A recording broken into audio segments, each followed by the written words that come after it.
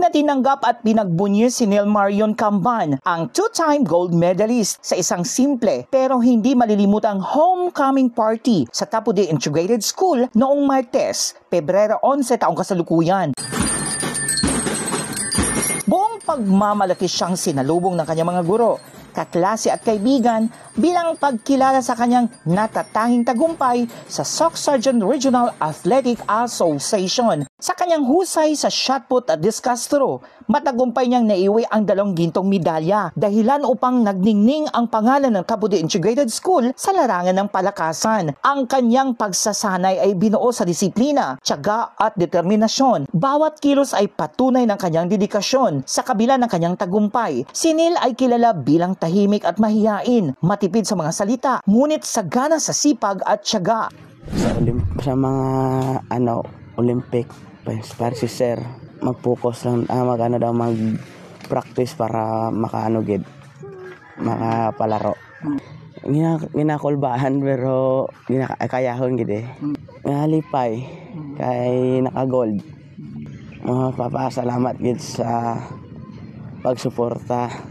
Matatanda ang pinarangalan din siya sa lalawigan ng Sultan Kudarat, kung saan si Provincial Governor Dato Pax Ali Mangonda Dato mismo ang nanguna sa paggawad ng cash incentives bilang pagkilala sa kanyang natatanging husay at pagsisikap. Sobra ka happy, Brigada Iano, kay siyempre ikaw ba naman bata mo, two gold medalist, tapos ang ibang tao gani lipay, kami pa kaya ang ginikanan, 30 gid among kalipay, labi na gid sa pag-welcome nga makita mo gid sa mga kabataan nga na-inspired man sila sa ako nga bata. 30 kami kalipay.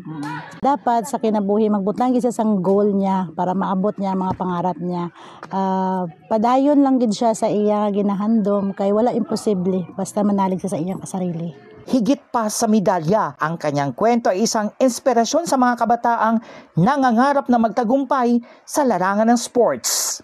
Neil, bugat ni isipan nila nga ang shot put niya ni daw problema lang. Kapag ang problema gusto mo siya malampasan, magiging magaan na siya.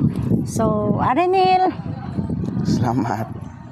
Muli, isang mainit na pagsalubong ang ibinigay sa ating two-time gold medalist na si Neil Marion Camban na sa kanyang homecoming party dito lamang Martes, Pebrero 11 taong kasalukuyan.